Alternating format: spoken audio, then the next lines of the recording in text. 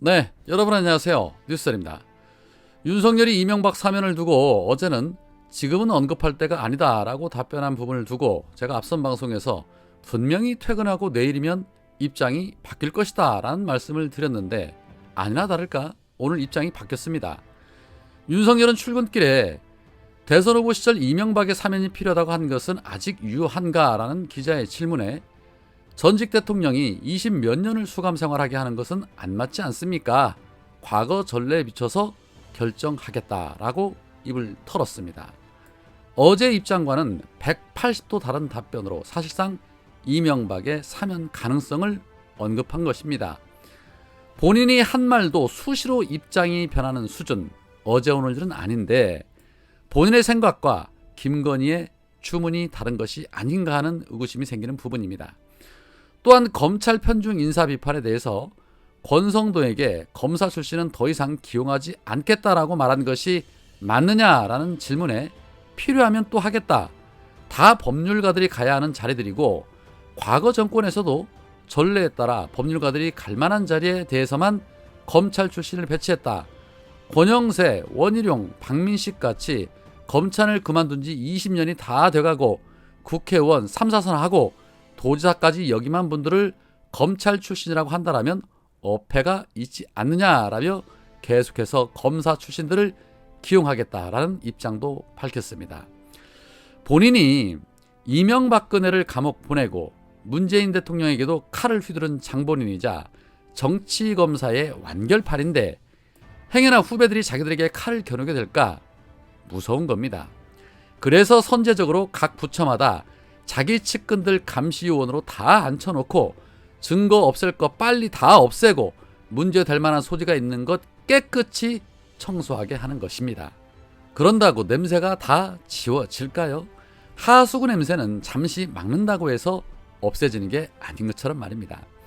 자, 이에 대해서 박홍근 원내대표는 윤석열의 검찰 인사를 겨냥해서 이런 말을 했습니다. 전문성과 다양성이 결여된 마이웨이식 인사로는 우리 사회의 첨예한 갈등 조정이나 복잡한 국정 운영을 결코 감당할 수가 없다. 검찰 출신 측근만이 능력이 있다는 이 윤석열의 인식은 오만과 아집에 불과하다. 대통령실, 총리실, 국정원, 금감원까지 무려 13명의 측근 검사가 요직에 임명돼서 윤석열 사단은 사정과 인사, 정보, 사회 분야까지 통치하게 됐다. 권력을 분산해야 한다는 헌법의 기본 원리가 무너진 것이다 라고 비판했습니다. 입만 열면 법치주의를 얘기하는 윤석열이 과연 헌법의 기본 원리를 알까 싶습니다. 또한 박홍근 원내대표는 양산사저 시위에 대해서 법대로 하면 된다라고 말한 부분을 두고도 사저 앞이 고성과 욕설이 난무하는 정치혐오 표현의 장으로 전락하면서 시골 마을 전체가 고통을 받고 있다. 그럼에도 윤석열은 대통령 집무실도 시위가 허가되는 판이라며 욕설 시위를 옹호하는 듯한 발언을 했다. 현직인 나도 그러하니 전직도 감내하라는 이 윤석열 인식은 대통령 취임사에서 언급한 반지성주의를 그대로 용인하는 것이다. 이 같은 발언으로 불필요한 갈등이 확산될 우려가 있고 경찰에게도 욕설 집회를 허용하라는 잘못된 신호로 작동할 수 있다. 대통령이라면 생각이 다른 국민들도 통합을 해야 한다. 더 깊게 생각하고 갈등 해결에 나서야지 단순한 논리로 갈등을 증폭시키면 되겠냐. 전직 대통령 사저 문제로 윤석열 정부의 통합과 협치 의지가 시험대에 올랐다. 윤석열이 직접 나서서 해결 방안을 모색해 줄 것을 촉구한다라고 주문을 했습니다. 이명박근혜도 이러지는 않았습니다. 전두환도 이러지는 않았습니다. 모르면 말이라도 아껴야 하는데 꼬라지는 있어서 또 할 말은 다 합니다. 그러나 입에서 튀어나오는 말 수준이 품격이라고는 찾아볼 수가 없고 국민 전체를 생각해야 하는 자의 말이라고는 찾아볼 수가 없습니다. 아직도 한쪽으로 확증 편향된 일배식 사고를 가지고 있지 않나라는 의구심이 생기는 부분이기도 합니다. 5년짜리가 겁이 없어도 너무 없이 행동하는데 박지원 원장의 말처럼 5년 금방 간다는 거 알게 될 겁니다. 그리고 절반의 국민들도 윤석열의 행보를 보면서 그 민낯을 알게 될 것입니다. 야당은 계속해서 강하게 성토하고 비판해야 할 것입니다. 자, 그런 가운데 최강욱 의원이 검사들의 보수 체계를 일반 행정부 공무원과 일원화하는 그런 내용의 법안을 추진한다는 보도가 있었습니다. 이 소식에 많은 분들이 놀라셨을 겁니다. 그렇다면 검사는 여태까지 일반 공무원과는 다르게 다른 보수 체계를 가지고 있었다는 겁니다.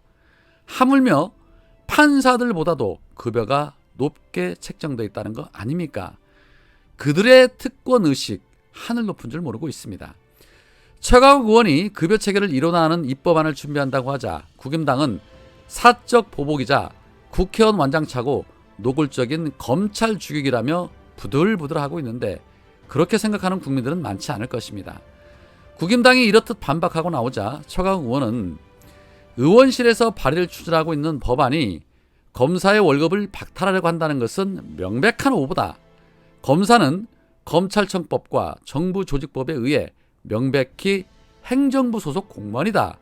지금이라도 법률과 시행령으로 분리되어 있는 이 검사의 보수제도를 타 행정부 공무원의 제도와 일원화하여 행정기관 간 형평성을 도모하고 법률 체계를 바로잡는 것이 바람직하다라고 확실하게 입장 정리를 했습니다.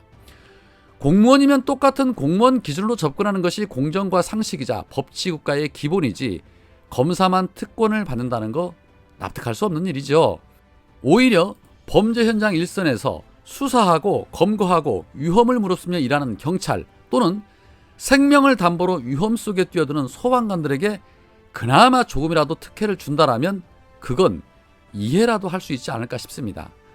오히려 그동안 검사들이 보여온 수많은 뇌물과 접대 등을 받은 것들을 고려한다라면 월급을 절반으로 깎아도 시원찮을 판이죠. 물론 모든 검사가 다 그렇다는 얘기는 아닙니다.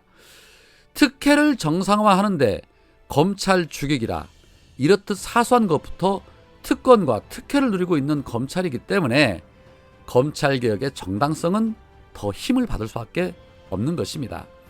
내친 김에 민주당은 나머지 개혁안에 대해서도 과감하게 밀어붙여야 합니다.